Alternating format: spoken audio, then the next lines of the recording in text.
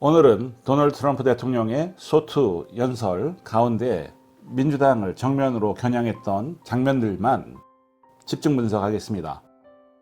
왜냐하면 이번 연설의 핵심은 경제 숫자가 아니라 외교 선언이 아니라 미국 정치의 전면 충돌이었기 때문입니다. 그리고 이 장면들은 아마 한국 언론에서는 이렇게 정리될 겁니다. 트럼프 분열 조장 발언, 야당 향한 독설, 극단적 공세. 하지만 과연 그게 전부였을까요? 오늘은 장면 하나하나를 뜯어보겠습니다. 첫 번째, 국경 문제입니다. 첫 번째 충돌이었습니다. Isn't that a shame? You should be ashamed of yourself not standing up. You should be ashamed of yourself. That is why I'm also asking you to end deadly sanctuary cities that protect the criminals and enact serious penalties for public officials who block the removal of criminal aliens. 트럼프 대통령은 연설 초반에 불법 이민과 세이프티 시티, 즉 Sanctuary Cities를 직접 언급했습니다. 국경은 주권이다. 법을 집행하지 않는 도시는 미국 시민을 배신하는 것이다. 그 순간 민주당 일부 의원들은 자리에서 일어나 고성을 질렀습니다. 공화당은 USA, USA를 외쳤습니다. 이 장면은 단순한 감정 충돌이 아닙니다.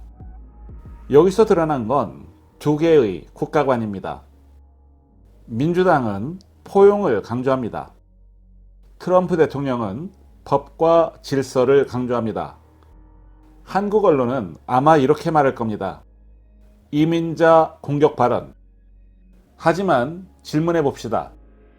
국경 통제는 극단주의입니까? 아니면 국가의 기본 기능입니까? 보수 유권자들이 환호했던 이유는 혐오가 아니라 질서 회복의 요구입니다. 다음 두 번째는 복지 사기, 지역 문제에 대한 언급이었습니다. 이 경우에 인종 프레임 충돌이 있었죠. 트럼프 대통령은 특정 지역 커뮤니티에서의 복지 남용과 범죄 문제를 언급했습니다.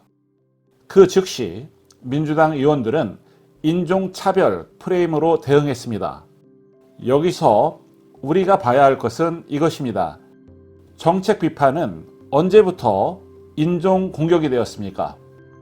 복지제도 남용을 지적하는 것이 곧 특정 집단 혐오가 됩니까? 이 프레임 전환이 일어난 순간 정책 토론은 사라지고 도덕적 단죄만 남습니다. 그리고 한국 언론들은 이 장면을 인종 갈등 조장으로 요약할 가능성이 큽니다. 하지만 보수적 시각에서 보면 이건 갈등 조장이 아니라 정책 책임 추궁입니다.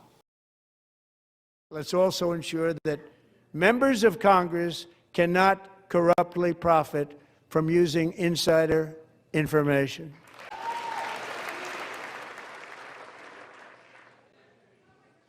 They stood up for that. I can't believe it. 민주당의 침묵에 대해서 보겠습니다. 가장 강력했던 장면이었습니다. Last summer, 23-year-old Irina was riding home on the train when a deranged monster who had been arrested over a dozen times and was released through no cash bail stood up and viciously slashed a knife through her neck and body. Mrs. Zaretsky, tonight I promise you we will ensure justice for your magnificent daughter, Irina. 연설 중반에 트럼프 대통령은 범죄 피해자 가족을 소개했습니다. 경찰을 지지하고 국경 수비대를 칭찬했습니다.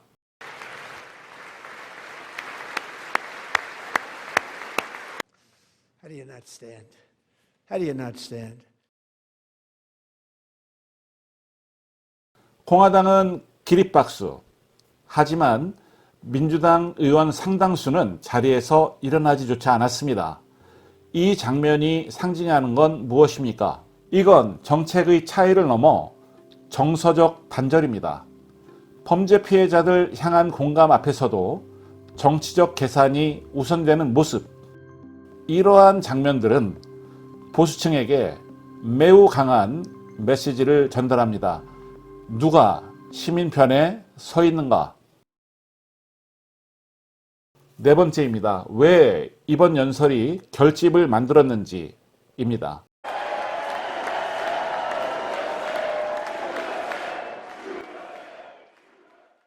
That's the first time I've ever seen them get up. 이번 소투는 타협을 위한 연설이 아니었습니다. 이건 선전포고에 가까웠습니다.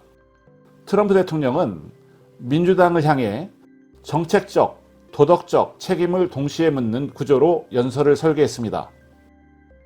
그리고 민주당은 야유와 프레임으로 대응했습니다. 이 장면이 의미하는 것은 하나입니다. 미국 정치의 중립지대는 거의 사라졌다. 이럴 때 보수 유권자들은 더욱더 강하게 결집합니다. 왜냐하면 국경 문제는 현실이죠. 범죄 문제도 현실입니다. 에너지, 경제 문제도 현실이기 때문입니다. 다섯 번째, 한국 언론은 어떻게 프레임을 잡을 것인가? 예상되는 보도 구조는 다음과 같습니다. 첫 번째, 분열적 연설을 했다. 두 번째, 민주당과 충돌했다. 세 번째, 극우 지지층이 결집됐다. 하지만 빠질 가능성이 높은 부분은 이것입니다. 왜 공화당은 환호했는가? 왜 보수층은 이 연설에 안도했는가? 왜 국경 범죄 질서가 핵심 이유인가? 단어 하나가 정책을 막말로 바꾸고 충돌을 극단주의로 바꿉니다. 이번 소투는 단순한 연설이 아니었습니다. 이건 미국의 방향을 둘러싼 정면 충돌이었습니다. 여러분은 어떻게 보십니까? 질서 회복입니까? 아니면 분열 조장입니까? 우리는 장면을 직접 보고 직접 판단해야 합니다. 프레임이 아니라 팩트를 기준으로 지금은 조용한 다수가 더 이상 조용할 수 없는 시간입니다. 지금까지 아는 통역사였습니다. 감사합니다.